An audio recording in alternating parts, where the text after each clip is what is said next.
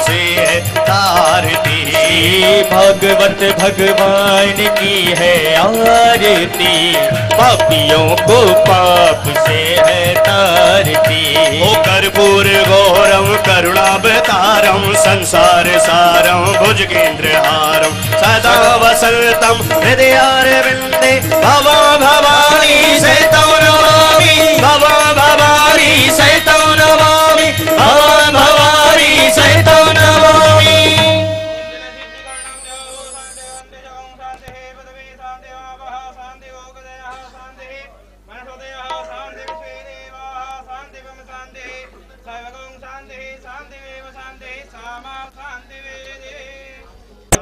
महाराज श्री जो बांके बिहारी की नगरी से आए हैं और सारे आगंतुक साथीगण, भाई श्रवण अग्रवाल एवं समस्त अग्रवाल परिवार जो इसका आयोजक है।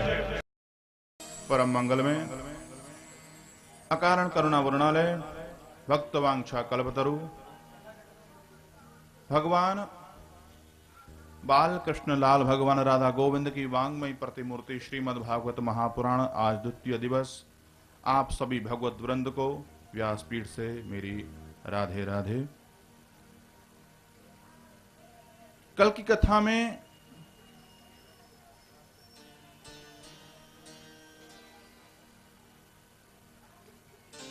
हम आपको बता रहे थे भागवत का महात्म्य, भागवत सुनने से क्या क्या लाभ होता है, किस प्रकार से भागवत करनी चाहिए, करानी चाहिए, सुननी चाहिए, सारी की सारी बातों पर हमने कल चर्चा की थी। ये जो भागवत है इसके बड़े बड़े लाभ देखने में आते हैं, बहुत बड़े लाभ। भटके हुए जीव को सही दिशा दिखाने वाली है यह श्रीमद् भागवत महापुराण। भटके हुए जीव को सही दिशा देने वाले श्रीमद् भागवत महापुराण। ये जो श्रीमद् भागवत महापुराण है ये एक आध्यात्मिक प्याऊ है, आध्यात्मिक रसधारा की यह प्याऊ है।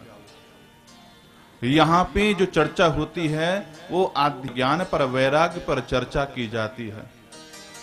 ये ऐसी विलक्षण प्याऊ है श्रीमद् भागवत महापुराण।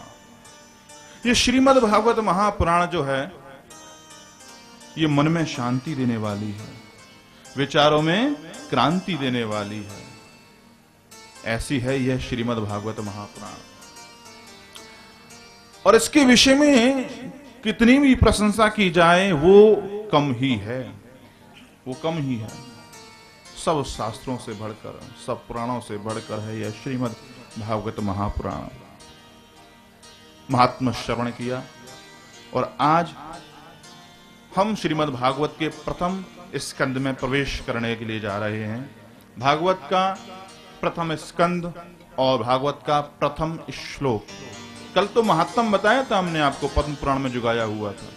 आज से भागवत आरंभ हो रही है।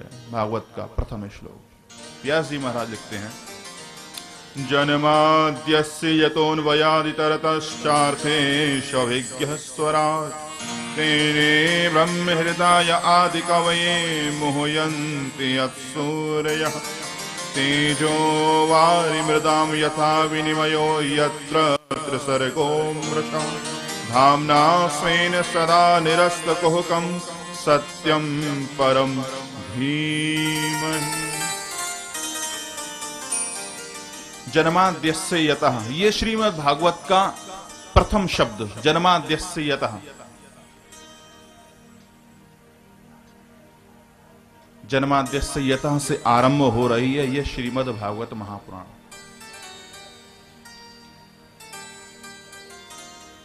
जन्माद्यस्य यतः का क्या मतलब है?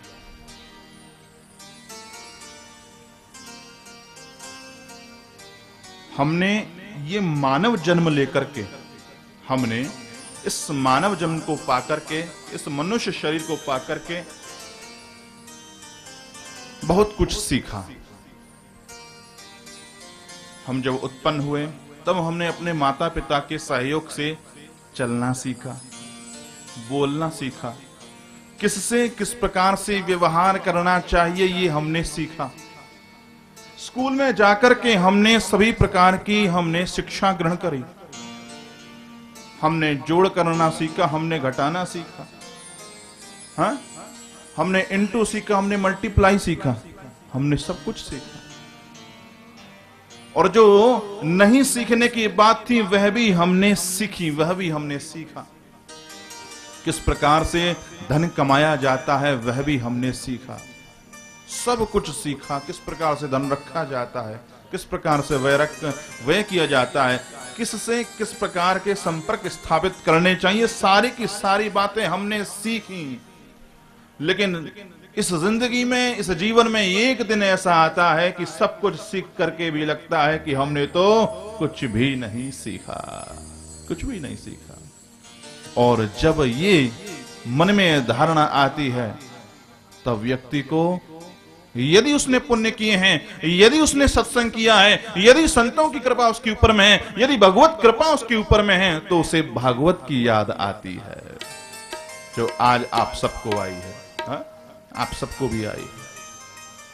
यदि जीवन में संतों की कृपा हुई, यदि जीवन में भगवान की कृपा हुई।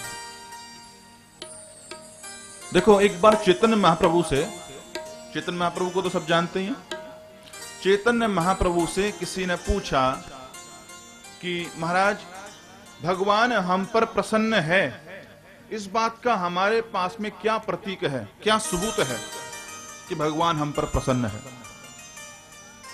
तो चैतन्य महाप्रभु कहते हैं कि देखो, जीवन में यदि संतों का संग हमें प्राप्त हो जाए, कभी संतों का संग हमें प्राप्त हो जाए, नंबर एक बात, संतों का संग प्राप्त करके उनके जो उपदेश हैं वे हम धारण करें और उनको सुन करके हमारे हृदय में सत प्रेरणाओं के पुष्प खिलने लगे, सद्विचारों के पुष्प खिलने लगे, ये दूसरी बात। और उन विचारों के साथ साथ में अच्छे कर्म करने की मन में जिज्ञासा आ जाए और वे कर्म हम केवल सोचे नहीं, क्रियान्वित भी हो जाए हमारे द्वारा, तो समझना चाहिए भगवान हम पर अति प्रसन्न हो रहा है।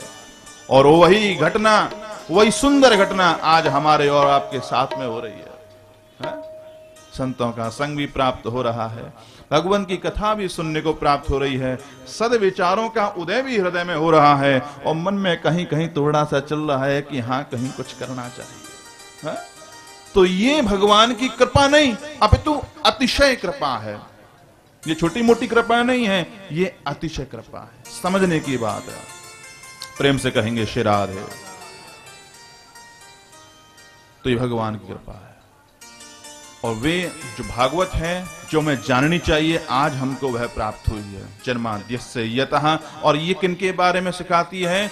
जो जन्म आदि विकारों से रहित है, जो अजन्मा है, वे महापुरुष जो भगवान श्री कृष्ण हैं, उनके विषय में हमें बतलाने वाली है, उनके तत्व के विषय में हमको समझाने वाली है, उनकी लीलाओं को हमें बताने वाली है। वह है यह श्रीमद् भागवत महापुराण।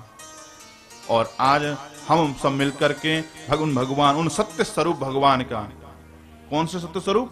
भगवान कृष्ण सत्य स्वरूप, उन सत्य स्वरूप परमात्मा का ध्यान धरते हैं। सत्यम परम धीमहि।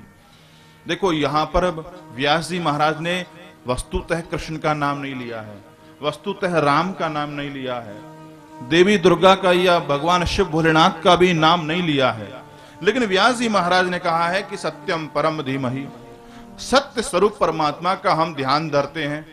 अब भाई ये कलयुग है, कलयुग में तो भैया कोई संतोषी माँ को पूजने वाला है, कोई दुर्गा माँ को पूजने वाला, तो कोई भोलेनाथ को पूजने वाला, तो कोई गणेश जी को पूजने वाला, तो कोई बालाजी को पूजने वाला, तो कोई राम को, तो कोई कृष्ण को पूजने वाला, तो कोई राधा रानी को पूजने वाला।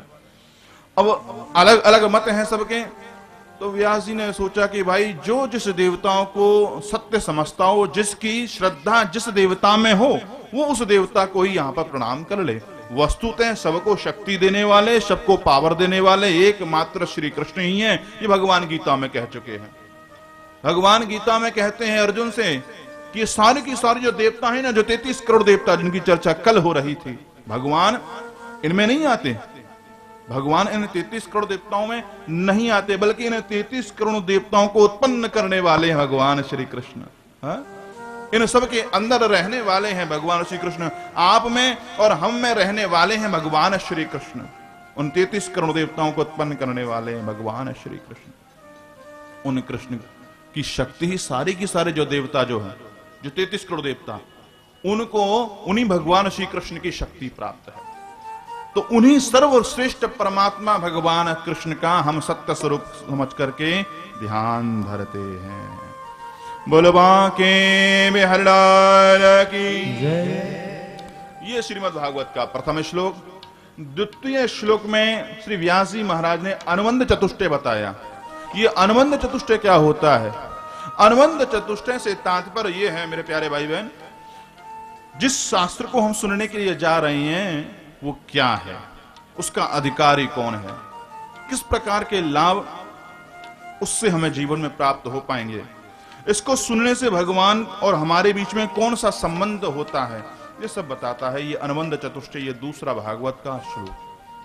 कहते हैं धर्मः प्रोज्यत कैत्रवोत्र परमो निर्मत्सराणां सतां वेद्यं वास्तवमत्र वस्तु शिवदं तापत्रयो न मूलनम् श्रीमद्भागवते महामुनिकृते किं वा परिरीश्वरः सद्यो हृदय अवरुद्रते प्रकृतिभिः शुश्रूषो विस्तत्क्षणात्।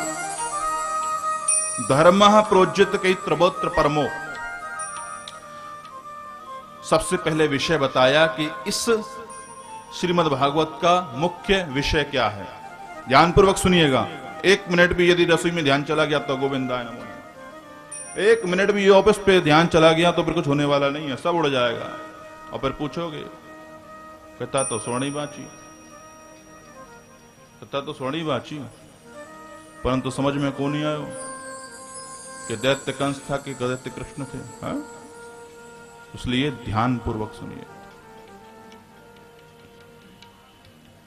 इस श्रीमद् भागवत का जो मुख्य विषय है वह है परम धर्म। अब देखो भैया, धर्म तो धर्म होता है। देखो यहां पे धर्म को ये नहीं समझना चाहिए कि ये धर्म कोई वो वाला धर्म नहीं है। हाँ, हिंदू मुस्लिम सिख ईसाई ये वो वाला धर्म नहीं है समझना। यहां पर धर्म इज लाइक ड्यूटी, हमारा कर्म। हमारा कर्म क्या होना चाहिए ये मानव जीवन प्राप्त करने के बाद में। देखो इस मानव जीवन को जो हम प्राप्त करते हैं, मनुष्य जब बनते हैं तो हमारी कई प्रकार के कर्म होते हैं, कई प्रकार की ड्यूटी होती है जो हमें करने पड़ते हैं, जो हमें करने चाहिए। माता पिताओं के प्रति हमारी ड्यूटी होती है, भाई बहन के प्रति ड्यूटी होती है, पत्नी के प्रति ड्यूटी होती है, बच्चों के प्रति ड्यूटी होती है। परंतु ये जो ड्यूटी है ना, इसको तो केवल धर्म कहा जाता है, मात्र ड्यूटी, धर्म। लेकिन जो कर्म भगवान के लिए किया जाता है वो फिर साधारण कर्म या धर्म नहीं रह जाता, वो परम धर्म बन जाता है। और उसी परम धर्म के विषय में यहां पर बताया गया है कि इन सारे धर्मों को छोड़ करके तो मुझको भज। भगवान क्या कहते हैं? सर्वधर्मान परित्यज्य मामेकम शरणम व्रज। तू सारे अपने ये धर्म जो ये मेरा बेटा, ये मेरी पत्नी, ये मेरा पुत्र पुत्री, घर दौलत, ये सब, इन सबको छोड़ो, तू एकमात्र मेरी शरण में आ जा, इन सबको मैं संभाल लूंगा। संभालने का मतलब भगवान ले लेंगे? ऐसा कोई बात नहीं। अरे भगवान पे क्या कमी है जो भगवान लेंगे हमसे? हैं? और भगवान ने तो दिया है हमको।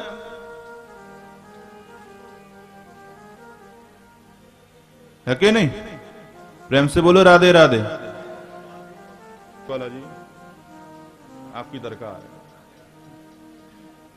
जोर से क्यों नहीं बोलते? भोजन नहीं करके आए क्या? अरे एक सेकंड ना, प्रेम से बोलो जोर से जरा, राधे राधे। और पीछे वाले क्या बाहर से आए हैं कहीं से?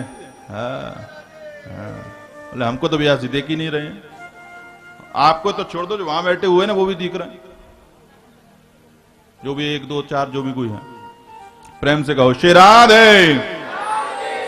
देखो ऐसे यदि बोलोगे, ऐसे यदि बोलोगे तो फिर बैटरी चार्ज होती रहेगी। मैंने कल भी आपको बताया था। और यदि आप ऐसे नहीं बोलोगे तो मेरी बैटरी धीरे धीरे ऐसे करके बैठ जाएगी। तो ऐसे करके बैठाना चाहते हो क्या? हाँ, तो जब भी जयकारा हो जोरदारी के साथ में, तो भगवान क्या कहते हैं, सर्वधर्मान परित्यज्य मामेकम शरणम व्रजा। तू अपने सारे धर्मों को त्याग करके मेरी शरण में आ जा। अब भक्त पूछता है भगवान से कि मैं इन सारे धर्मों को यदि त्याग दूंगा तो क्या मेरे को पाप नहीं पड़ेगा? भाई मेरी जो ड्यूटी बनती है अपने बच्चों के प्रति, अपनी पत्नी के प्रति, अपने बच्चों के पत्नी के प्रति, भाई बहन के प्रति, इन सबके प्रति जो मेरी जो ड्यूटी बनती है, जो मेरे कर्तव्य बनते हैं, मैं यदि इनको त्याग दूंगा तो क्या इसका अपराध मेरे को नहीं लगेगा? क्या जगत मुझे कायर नहीं कहेगा? अरे बेवकूफ, जगत तुझे कायर नहीं, जगत तुझे भक्त कहेगा। तो एक बार आकर के तो देख, भगवान कहते हैं अहम त्वा सर्व पापेभ्यो, मैं तेरे जो सारे के सारे पाप है ना, उन पापों को मैं संभाल के नष्ट कर दूंगा। उन पापों को तो जो पाप तेरे को देने वाले होंगे, जो तेरी बुराई करने वाले उनको मैं देख लूंगा। तेरे पाप तो सारे नष्ट हो जाएंगे और तेरे जो कर्तव्य हैं, जो जिम्मेदारी है, उनको मैं संभालूंगा। अच्छा एक बात बताओ, जिस कन्या का कोई ना हो, जिसकी मां ना हो, जिसके पिता ना हो, क्या उसका विवाह नहीं होता? क्या उसके जीवन के सारे कारण नहीं होते? क्या उसका जीवन आगे नहीं बढ़ता है? किसी के बिना किसी का कोई काम आज तक रुका है? नहीं रुकता। क्यों? क्योंकि क्या कर्म करने वाला स्वयं था? वो नहीं था। क्योंकि सारे के सारे कार्य भगवान ही करते चले आए थे और आज भी कर रहे हैं, हमेशा करते रहेंगे। ये तो हमारा और आपका ये एक मिथ्या अहंकार है कि मैंने ये किया, मैंने इतना ही तो पैसा कमाया, मैंने इतना बड़ा एम्पायर खड़ा कर लिया, मैंने इतनी कथा बांची, मैंने इतनी कथा सुनी। अरे क्या सुनी और क्या सुनाई? ये सब भगवान की ही शक्ति है, भगवान ही कर रहे हैं। और आप सब जो यहां बैठे हुए, क्या आपकी शक्ति है यहां पर बैठ करके 4 घंटा लगातार कथा श्रवण कर सकें? नहीं है। ये भगवान की ही शक्ति है। भगवान आपके अंदर बैठ करके कथा को पान कर रहे हैं, कथा सुन रहे हैं और मेरे अंदर बैठ करके आपको सुना रहे हैं। अरे जिस प्रकार से आप कभी गोवर्धन गए हो? हाँ, गिरिराज जी गए हो? गिरिराज जी में कौन सी जगह हो? मानसी गंगा गए हो? मानसी गंगा में आपने दर्शन किया है? देखो, एक रूप से पूज रहे हैं, हाँ? और एक रूप से अपने आप को पुजा रहे हैं। भगवान ही, कृष्ण ही अपनी पूजा कृष्ण से ही करवा रहे हैं। ये गिरिराज जी में हो रहा है और वो ही यहां पर भी हो रहा है। कृष्ण ही बोल रहे हैं और कृष्ण ही सुन रहे हैं। यह है श्रीमद् भागवत। सुनने और सुनाने वाले दोनों इसमें भगवत रूप बन जाते हैं। ये जो चमत्कार है, ये श्रीमद् भागवत का ही चमत्कार है। कैसा भी पापी क्यों ना हो, कैसा भी पापात्मा क्यों ना हो, दुष्ट क्यों ना हो, वो भी भागवत में आकर के भक्त बन जाता है। ऐसे कैसे भक्त बन जाए भाई? मैं इसका उदाहरण दूं। आप सब यहां बैठ करके कथा श्रवण कर रहे हैं। अब बाहर से कोई आदमी आए और आदमी आकर के आपको यहां पर देखे, तो देख करके आप सबको बैठा हुआ देख करके क्या कहेगा? वो फलाने जी बैठे, वो टिकाने जी बैठे, क्या ऐसे बोलेगा? क्या बोलेगा? आप सबके लिए क्या संबोधन करेगा? यहां पर भगवान के भक्त बैठे हुए हैं, हैं? अब यहां पे वो व्यक्ति क्या जानता है इसमें से कौन सा पापी है, कौन सा पुण्यात्मा है? जानता है? कुछ नहीं जानता है। लेकिन इतना जानता है ये भगवान की कथा सुन रहे हैं तो भगवान के भक्त ही हैं। अब वहां पे ना तो कोई पुरुष है, ना कोई स्त्री है, ना कोई माता, ना कोई बहन, बस एक ही संबोधन, भक्त। ये सारे के सारे भगवान के भक्त हैं। तो क्या ऐसा चमत्कार कहीं और होता है? बन गए ना आप भक्त। किसने बनाया आपको ये भक्त? श्रीमद् भागवत ने आपको बना दिया। तो ये जो परिवर्तन करने की जो क्षमता है, ये इस श्रीमद् भागवत में ही है, अन्य किसी में नहीं है। इसीलिए कहता हूं ध्यान पूर्वक सुनो, और जब ध्यान पूर्वक सुन लोगे ना तो बस जीवन में आनंद ही आनंद हो जाएगा। हाँ, अब देखो कथा आरंभ हुई और आनंद आ गए। देखो प्रेम से कहेंगे श्री राधे। आनंद जी आगे आओ ना, आप पीछे क्यों बैठे हुए? अरे आनंद जी को आगे लेकर के आओ। अरे डरो मत, डरो मत। प्रेम से कहिए श्री राधे। बोल बांके बिहारी लाल की जय। तो मुख्य धर्म है भगवान के चरणों में शरणागति हो जाना, यही श्रीमद् भागवत का परम धर्म बताया गया है। अब बताया गया है कि इसका अधिकारी कौन है, तो कहते हैं निर्मत शरणाम सताम। जिनके मन में मद नहीं है, मत्सर नहीं है, ईर्ष्या का भाव नहीं है, वे ही इस श्रीमद् भागवत के सच्चे अधिकारी हैं। एक ब्राह्मण देवता थे। अब ये ब्राह्मण देवता भगवान भोलेनाथ का तप करने के लिए वन में गए कि सुना कि भाई आशुतोष सबसे शीघ्र सबसे जल्दी प्रसन्न हो जाते हैं। भगवान भोलेनाथ के लिए तप किया। भगवान भोलेनाथ प्रसन्न हुए कि भाई ब्राह्मण देवता बड़े दुखी हैं, धन का अभाव है इनके पास में। एक घंटा लिया और वो घंटा महादेव जी प्रकट होकर घंटा लेकर के आए और वह दे दिया ब्राह्मण देवता के पास में।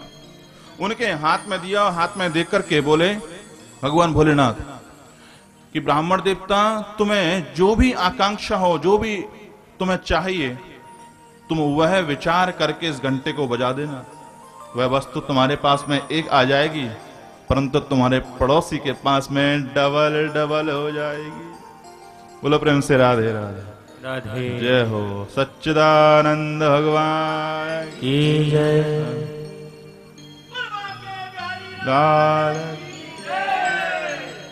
तो जो वस्तु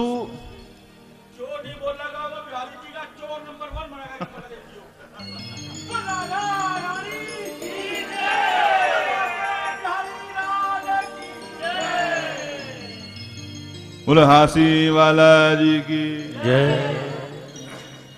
भाई जी हासी वाला है, हासी वाला जहां पे हो वहां पे हंसी नहीं आए तो कैसे काम चल जाए। तो भगवान भोलेनाथ ने ये घंटा दिया कि जो इच्छित वर चाहिए वह विचार करना, घंटा बजाना, तुम्हारे पास में एक, पड़ोसी के पास में डबल डबल। और ये कह के अंतर ध्यान, भोलेनाथ कहां रुकने वाले। ब्राह्मण देवता ने कही कछु दो बातें और हो जाती, 2 मिनट और ठहर जाते तो कुछ और बातें कर लेता, परंतु ये तो चले गए। लेकिन मेरे प्राण निकल जाएंगे, इस घंटे को नहीं बजाऊंगा। अरे मेहनत करी मैंने, हैं? अपनी पत्नी को, बच्चों को छोड़ करके आया, मैं इतने सालों से तपस्या कर रहा था, मजा ले मेरा पड़ोसी, बिल्कुल नहीं बजाऊंगा। अब वह घंटा लेकर के आए और घंटा लेकर के आके घर में एक कोने में धर दिया और कह दिया अपनी पत्नी से कि देख इसे हाथ मत लगाना, बता दे रहा हूं। खैर नहीं तेरी। बोले ठीक है पतिदेव, चिंता मत करो, मैं हाथ नहीं लगाऊंगा। अब वह घंटा कोने में रख करके ब्राह्मण देवता बोले कि देख मैं धन कमाने के उद्देश्य से शहर जा रहा हूं, जब तक लौट करके नहीं आऊं घंटा मत उठाना। ठीक है। कई दिन बीत गए, कई दिन बीत गए, ये ब्राह्मण देवता लौट करके नहीं आए। ये जो ब्राह्मणी थी ना, ये एक दिन घर में सफाई कर रही थी, देखा ये घंटा इतने दिन से यहाँ पड़ा हुआ है, मैला हो गया है, इस पे धूल जम गई है, इसको साफ कर दिया जाए। ब्राह्मणी के पास में जो धन था, जो वो धन समाप्त हो चुका था, वह भूखी थी, खाने की इच्छा थी। मन में ऐसा भाव था कि कहीं से भोजन आ जाए, कहीं से कोई प्रसाद आ जाए, खाने को मिल जाए तो ये पेट भर जाए, चिड़ा शांति हो जाए। और वो इच्छा तो मन में थी, उस इच्छा को लेकर के साफ करने के लिए जैसे घंटे को उठाया, घंटा, और जो घंटा बजा महाराज 56 भोग 3600 व्यंजन तैयार। अरे बाप।